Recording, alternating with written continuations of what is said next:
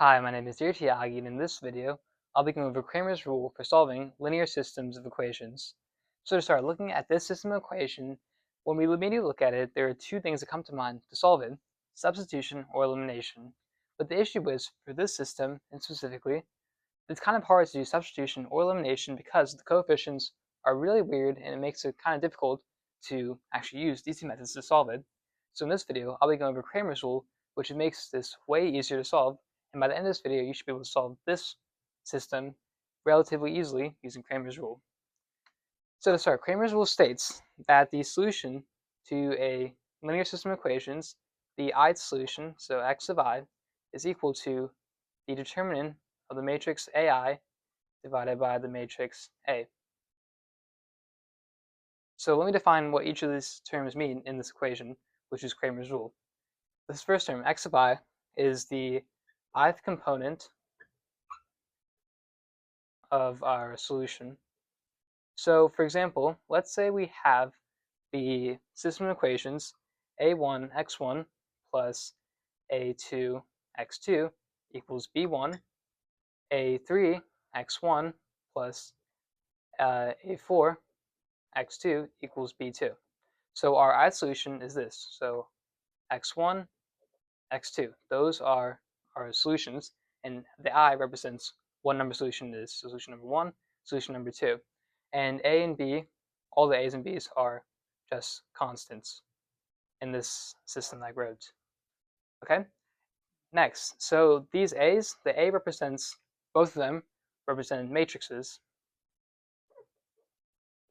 And this kind of absolute value sign outside of it represents the determinant of the matrix. So for the matrices, this bottom matrix, matrix of A, represents our coefficient matrix, which looks like all our coefficients represented in a square matrix. So for example, in this case, our coefficient matrix is going to be all the coefficients A1, A2, A3, A4 represented in a square matrix, which is 2 by 2, because we have two I components. So we'd have A1, A2, A3, A4 in a square matrix, 2 by 2. And that's our A matrix. So this represents the determinant of this matrix. A of I, what that represents is our matrix formed by replacing the ith column with our b's. So for example, in this case, if I want to find A1, right, it's going to be our A matrix, but we replace the ith column. So in this case, the first column is, this is the first column, right? This is a column, this is a column. So our first column is going to be this column. And the idea is we replace our first column with B1, B2. So we do B1, B2, A2, A4. Similarly, you can see that A2 is going to be our A matrix with the second column replaced. So it'll be A1, A3, and then B1, B2. So that's the formula, and this works for higher order systems, as we'll go into the future, and it can work for any number of solutions, any system that's a square, right? It has to be a square matrix, but it works with any type of system in that case. So let's go over a quick example just to see how it works. So this one's an easy one, but let's say we have the two equations, x plus 3y is equal to 5, and 2x plus 2y is equal to 6, and we want to find a solution.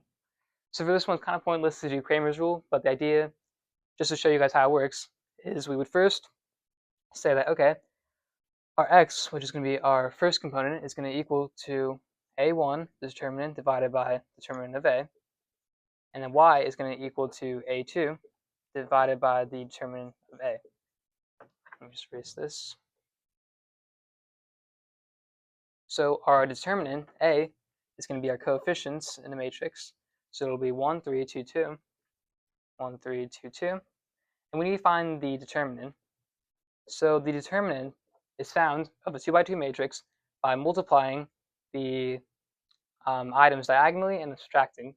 So 1 times 2 minus 3 times 2, which is negative 4. Okay, so we found our A. Next, let's find A1. So A1 is going to be our first item replaced with our b's. So 5, 6, right, because we're replacing the first column, and then 3, 2. The determinant of A1 is equal to 5 times 2, which is 10, minus 3 times 6, which is negative 18. So 10 minus 18 is negative 8. So we get negative 8 divided by negative 4, which equals 2 for our solution. And then for y, same thing, right? A2 is equal to our matrix 1, 2, and then we replace the second column with 5, 6, and we get 6 minus 10, which is equal to negative 4. So y is equal to negative 4 over negative 4, which is equal to 1. And that's how we do it for a 2 by 2 system. But that's not really useful, right? The really useful one is if we have bigger systems. So now let's try to approach how we would solve this system with 3 variables using Cramer's rule. And again, this is probably the fastest way of solving it by hand because substitution and elimination are going to take a lot of time just by the nature of the coefficients. So how would we use Cramer's rule in this case? Well, first thing, let's say that let's define our x, y, and z in terms of the matrices. So x is going to equal to our determinant of our A1 matrix divided by determinant of our A matrix. Y is going to equal to determinant of our A2 matrix divided by determinant of our A matrix. And z is going to equal to determinant of our A3 matrix divided by our A matrix. And honestly, when we get to z, if we solve for x and y, z is pretty easy because we just plug it into here. And so we really don't have to do this, but that's just what it would equal. So first, what is our A matrix? Our A matrix is going to be all the coefficients in a 3 by 3 matrix because we have 3 variables. So it'll be 2, 3, negative 1 from our first equation. Second one, 4, negative 1, 5. And then third one, it'll be negative 6, 2, 4. Okay? So the first step is we need to find the determinant. And so the process I'm going to use here to find the determinant of A is going to be a process called the determinant solving by minors. So we're going to break this matrix into 2 by 2 minors, which we know how to find the determinant of to solve it. And so the process goes, what we want to do is first things first, is we take our hand and we cover up this first column. When we cover up this first column, we're going to then see that we have a 2 by 2 matrix in the bottom. We have negative 1, 5, 2, 4. We're going to find the determinant of this matrix, so negative 4 minus 10, which is negative 14. And then what we're going to do is we're going to multiply that by 2. So negative 14, or sorry, this is negative 4 minus 5 times 2 is negative 10, so negative 14. And we're going to multiply this by our term, which is here. So our first row term, and we're covering it, so we multiply by that term. So we get negative 28, because negative 14 times 2 is negative 28. And then for our next term, what we do is we do the same thing. We cover our hand here, and we find the matrix 4, 5, negative 6, 4. We find the determinant, which is 4 times 4 is 16. 16 times 5 plus 5 times negative 6. So 16 plus 30, which is 46. And then we see, in this case, for the hand we're covering, the top row's number is 3. So we do 46 times 3. And the idea is, whenever we do this matrix operation, we have to alternate signs. So this one's positive, this one's negative, this one's positive. So again, we got 46 times 3, but we're going to do minus 46 times 3 because we're alternating. And finally here, we do 4 times 2 is 8, minus 6, because 1 times negative 6 is 6. So 8 minus 6 is 2. 2 times negative 1 is negative 2. And it's positive because, again, signs alternate. So positive, negative, positive. And again, what we're doing is we're finding the determinant of this tiny matrix here with our hand covered, and then we're multiplying that determinant by the value that our hand was covering in the top row. So negative 28, negative 46 times 3 minus 2, that's going to give us a value of negative 168. Okay? Next, we'll find A1. So A1 is going to be equal to, so take this matrix, right? So 3, negative 1, 2, that stays the same. But then our first column, negative 1, 5, 4 stays the same. Our first column is going to be 5, 3, negative 5 based on those coefficients. And now we do the same process. We cover our hand. Negative 4 minus 10 is negative 14. Negative 14 times 5 right, because 5 is the hand we're covering up, is negative 70. Cover up this, 12 minus 25, so plus 37. So 37 times 3, and minus, because we alternate signs. So minus 37 times 3 is 111. Cover up here, 3 times 2 is 6. 6 minus 5 is 1. 1 times negative 1 is negative 1. And we get here that the determinant of A1 is negative 182. So our answer for x is going to be negative 182 divided by negative 168, and they both have a factor of 14. So our answer here is going to be 13 divided by 12 for x. Okay, now let's do the same process for A2. So A2 is going to be, first column is the same, 2, 4, negative 6. Second column changes to 5, 3, negative 5. And our last column remains negative 1, 5, 4. And we take the determinant of this. Okay, same process, we use minors. So 4 times 3 is 12, plus 25 is 37. 37 times 2 is 74. Next, 4 times 4 is 16. 16 plus 30 is 46.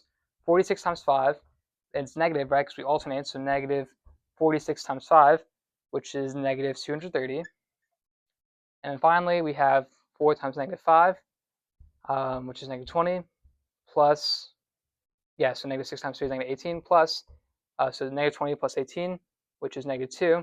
Negative 2 times negative 1 is plus 2, and it's positive, so plus 2. And so 74 minus 230 plus 2, that's going to be negative 154. And so our y value is going to be negative 154 divided by negative 168. And again, these both have factors of 14. And so it's going to be 11 divided by 12. And finally, we could do the same thing with z, right? So A3 would be, it'd be 2, 4, negative 6. Second column is the same, 2, 3, negative 1, 2. But then it'd be 5, 3, negative 5. And we could find the determinant, right, pretty easily. But instead of doing that, right, since we only have one variable left and we have 3 systems of equations, what I'm going to do just to solve for z, because I think it's faster than using the determinant method, is going to be just plugging it in. So 13 times 2 is going to be 26 divided by 12 plus 3 times 11, 33 over 12, minus some z is going to equal to 5, which is 60 divided by 12. So here we have that 26 plus 33, that's 59. So 59 minus some z, therefore, right, so 59 minus some z equals 60. Therefore, this sum z has to be negative 1 over 12. And so our solution is 13, 12, 11, 12, negative 1, 12, which we were able to solve in a much easier method than using substitution or elimination, and we were able to use Cramer's rule. So that's how you use Cramer's rule, and that's why it's useful in some cases for solving a linear system of equations. And yeah, that's it for today's video. Thank you guys all for watching, and I'll see you guys all tomorrow. Bye.